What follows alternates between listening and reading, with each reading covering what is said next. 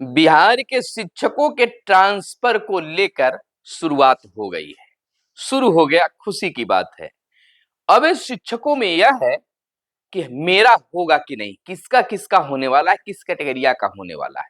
तो प्रथम सूची जारी हुई है और किनका होगा ये सिद्धार्थ का भी वह वीडियो दिखाएंगे जिसमें सारा चीज कन्फर्म हुआ है और बता रहे हैं कि कैसे क्या हुआ है और किनका होगा किनका नहीं होगा। उस वीडियो को इस संवाद के बाद दिखाएंगे। आपको बता दें कि अभी 35 विशिष्ट शिक्षकों का ट्रांसफर हुआ है। 3 का आवेदन जो है रद्द किया गया है। 9 टीचर्स के आवेदन पर विचार हो रहा है। बिहार में शिक्षकों के तबादला की शुरुआत हुई है। पहली बार 35 विशिष्ट शिक्षकों का ट्रांसफर हुआ है। 3 का आवेदन रद्द किए गए हैं। 9 टीचर्स के आवेदन पर विचार होगा। अब सवाल यह उठता है कि बाकी बचे शिक्षकों का ट्रांसफर क्या होगा। दूरी के आधार पर जिले में ट्रांसफर और अपने ही जिले में ट्रांसफर चाह रहे हैं, जिले में पदस्थापित और अपने ही जिले में ट्रांसफर चाह रहे हैं, उनका क्या हो रहा है। महिला शिक्षकों का ट्रांसफर कब होगा, तमाम चीजों को हम बताएंगे। उससे पहले मेरा नाम सुनील बॉबी है और आपको इस चैनल में स्वागत है। दोस्तों, तमाम अपने व्यूअर्स से मेरा आग्रह होगा कि चैनल पर पहली बार आए हैं या अब तक चैनल को सब्सक्राइब नहीं किए तो चैनल को जरूर सब्सक्राइब कर लीजिएगा। आपका प्यार हमेशा मिलते रहा है और उम्मीद ही नहीं, पूर्ण विश्वास है कि मिलता ही रहेगा। हम आपके लिए मेहनत करते हैं, काम करते हैं, हर खबरों का विश्लेषण आपको बताते हैं, तो आपका भी जिम्मेवारी बनता है कि चैनल को सब्सक्राइब और वीडियो को लाइक जरूर कर लेंगे।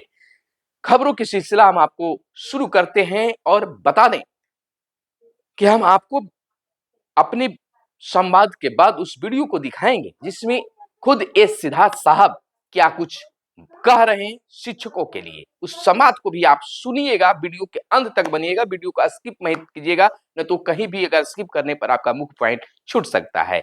बिहार के ट्रांसफर का इंतजार कर रहे शिक्षकों के लिए आपको आज का दिन बड़ा ही खुशनुमा रहा, खुशी भरा रहा। अरे देखिए, 35 शिक्षकों का ही हुआ लेकिन शुरुआत तो हो गई। खुशी मुझे इस बात की है और आपको भी इस बात की खुशी होनी चाहिए कि शुरुआत तो हो गया है। जब शुरुआत हो गया है तो मेरा भी नंबर आएगा ही। इस विश्वास के साथ आप आगे बढ़िए। और मैंने बार बार कहा था, आपको उस वीडियो में याद कीजिए कि जिसमें मैंने कहा था, जिस पर आपने टिप्पणी की थी कि आपकी बातें झूठी होती है। मैंने कहा था कि अगर तबादला होगा तो विशिष्ट शिक्षकों और बीपीएससी शिक्षकों दोनों का होगा, नहीं तो किसी का नहीं होगा। आज बिल्कुल कन्फर्म हो गया है। आपको बता दें कि पहले फेज में 35 विशिष्ट शिक्षकों का तबादला हुआ है। दरअसल विभागीय आदेश ज्ञापांक 2035 दिनांक 21/11/2024 तथा शुद्धि पत्र ज्ञापांक 2036 दिनांक 21/11/2024 के संदर्भ में विशेष परिस्थितियों से प्रभावित शिक्षक शिक्षिकाओं के स्थानांतरण हेतु इस शिक्षा कोष पोर्टल पर 1/12/2024 से 15/12/2024 तक आपने ऑनलाइन आवेदन किए थे, प्राप्त किया गया। आपको बता दें कि इसे से संबंधित मार्गदर्शिका का विभागीय पत्रांक 20 से 48 दिनांक 21/11/2024 के माध्यम से जारी की गई थी। निर्धारित समय सीमा में लगभग 1,90,000 शिक्षकों का अभिवेदन विशेष परिस्थितियों में स्थानांतरण हेतु प्राप्त विभाग के द्वारा किया गया।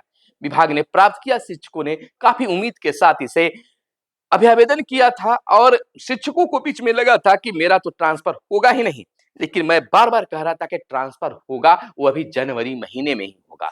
बाकी बचे शिक्षकों का भी ट्रांसफर होगा। आपको बता दें कि विभागीय आदेश ज्ञापांक 28 दिनांक 3/1/2025 के तहत प्राप्त अभिवेदनों पर चरणबद्ध तरीके से स्थानांतरण पदस्थापन का निर्णय लिया गया। इसके साथ ही अभिवेदनों की जांच हेतु मुख्यालय स्तर के पदाधिकारियों की प्रतिनियुक्ति की गई। प्रथम चरण में गंभीर बीमारियों जैसे विभिन्न प्रकार के कैंसर के आधार पर स्थानांतरण हेतु 759 अभिवेदन प्राप्त हुए। इसमें शामिल हुए नियमित शिक्षक 47, विद्यालय अध्यापक 260 और नियोजित शिक्षक 452। और इसमें अंतर जिला स्थानांतरण और जिला अंदर स्थानांतरण दोनों प्रकार के मामले शामिल हैं। 47 नियमित शिक्षकों के आवेदन की जांच विभागीय आदेश ज्ञापांक 28 दिनांक 3/1/2025 के तहत की गई। स्वीकृति योग्य आवेदन 35, अस्वीकृत आवेदन 3, दस्तावेज संलग्न नहीं थे जिसके कारण उनका अभिवेदन को निरस्त कर दिया गया। अन्य श्रेणी के आवेदन 9 जिसमें संबंधित श्रेणी में पुनर्विचार हेतु रखा गया है। 9 ऐसे आवेदन है जिसका पुनर्विचार किया जा रहा है। स्वीकृत 35 आवेदनों के लिए स्थानांतरण पदस्थापन निम्न शर्तों के तहत किया गया है। वो शर्त क्या है हम आपको बता दें। अंतर जिला स्थानांतरण से में संबंधित शिक्षक को स्थानांतरित जिले के जिला शिक्षा पदाधिकारी द्वारा पदस्थापन आदेश निर्गत किया जाएगा। फिर से इसको समझ लीजिए। अंतर जिला, जिस जिले में आप हैं और दूसरे जिला में आप गए हैं, तो वहां स्थानांतरण के संबंधित जो चीजें हैं वहां के जिला शिक्षा पदाधिकारी पदस्थापन का आदेश निकालेंगे। अंतर जिला स्थानांतरण में संबंधित शिक्षक को स्थानांतरित जिले के, जिस जिले में आप स्थानांतरित होंगे, तबादला आपका होगा, ट्रांसफर होगा, वहां के जिला शिक्षा पदाधिकारी द्वारा पदस्थापन आदेश निर्गत किया जाएगा। इस बात को आप समझ लीजिए। दूसरा है स्थानांतरण आदेश 1 कार्य दिवस के भीतर जारी किया जाएगा। शिक्षक को 7 कार्य दिवस के भीतर स्थानांतरण जिले में योगदान कर देना होगा, यानी कि आपको 7 दिनों के अंदर योगदान अपने जिले में जहां स्थानांतरण हुआ है, ट्रांसफर हुआ है, वहां कर लेना होगा। तीसरा पॉइंट आता है कि स्थानांतरण से पूर्व यह सुनिश्चित किया जाएगा कि संबंधित शिक्षक पर कोई आरोप लंबित न हो और उनके वेतन व अन्य दायित्वों का निपटारा हो, इस पर भी वो जांच किया जाएगा। चौथे बात कर ले तो अंतर जिला स्थानांतरण की स्थिति में वरीयता का निर्धारण नए जिले में योगदान की तिथि से होगा। फिर से इस बात को, चौथे पॉइंट को समझिएगा। अंतर जिला स्थानांतरण की स्थिति में वरीयता का निर्धारण नए जिले में योगदान की तिथि से होगा। आप जिस जिले में जाएंगे, जहां जिस समय आप योगदान कीजिएगा, वहां से आपकी वरीयता का निर्धारण किया जाएगा। अब तक जो किए हैं वह खत्म हो जाएगा। जिला के अंदर स्थानांतरण के लिए स्थानांतरण आदेश संबंधित जिला शिक्षा पदाधिकारी द्वारा जारी किया जाएगा। आपको बता दें कि स्थानांतरित शिक्षक के पदस्थापन का आदेश संबंधित जिला शिक्षा पदाधिकारी द्वारा ई शिक्षा कोष पोर्टल से डाउनलोड कर हस्ताक्षर के बाद पुनः अपलोड किया जाएगा।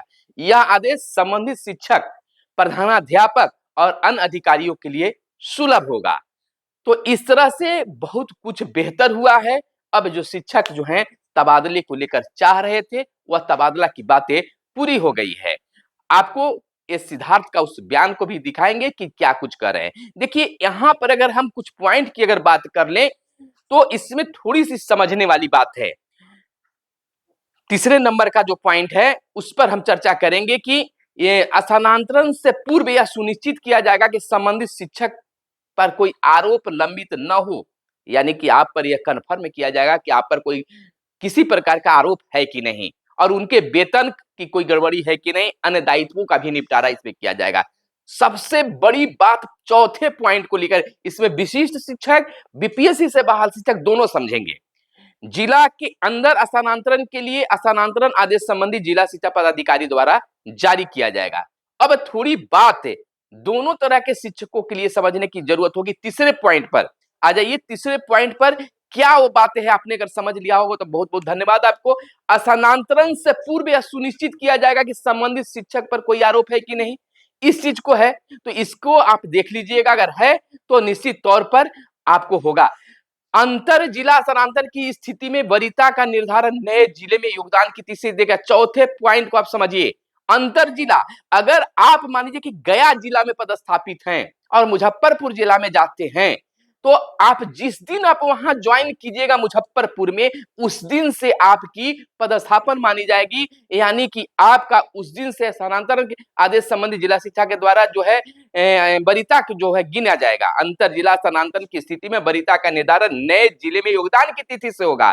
गया से अगर मुजफ्फरपुर जिस दिन आप ज्वाइन कीजिएगा तो आपकी वरीयता उस दिन से मानी जाएगी।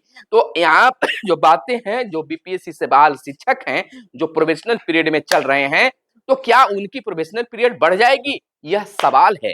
इन सवालों को फिर हम विश्लेषण को लेकर अगले वीडियो में आएंगे। तब तक के लिए बिहार के शिक्षा विभाग के अपर मुख्य सचिव डॉक्टर एस सिद्धार्थ को इस बयान को देखिए और उसके बाद चैनल को आप सब्सक्राइब के साथ लाइक भी कीजिए। देखिए इसे एस सिद्धार्थ साहब के इस वीडियो को।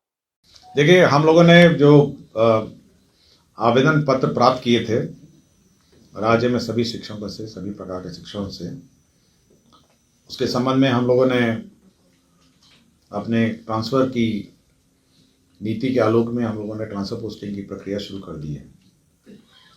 और हम लोगों ने पहले एक पत्र निर्गत किया गया था जिसमें हम लोगों ने यह अंकित किया था कि किस क्रम में हम लोग करेंगे, फेज़ 1, फेज़ 2, फेज़ 3, फेज़ 4, हम लोगों ने सभी प्रक्रिया हम लोगों ने निर्धारित की थी।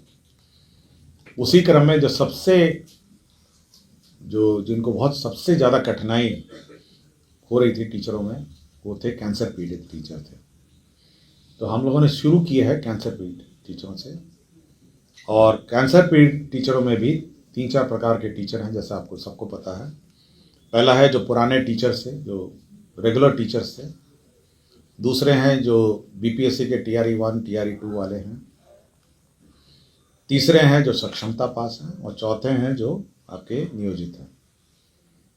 तो हम लोगों ने सबसे पहले जो लॉट उठाया है 47 टीचरों का आवेदन पत्र जो है वो पुराने टीचरों का है, और सभी की हम लोगों ने समीक्षा की, और उसमें करीब 35 हम लोगों को सही पाए गए बीमारी में, जिसका हम लोगों ने कर दिया है।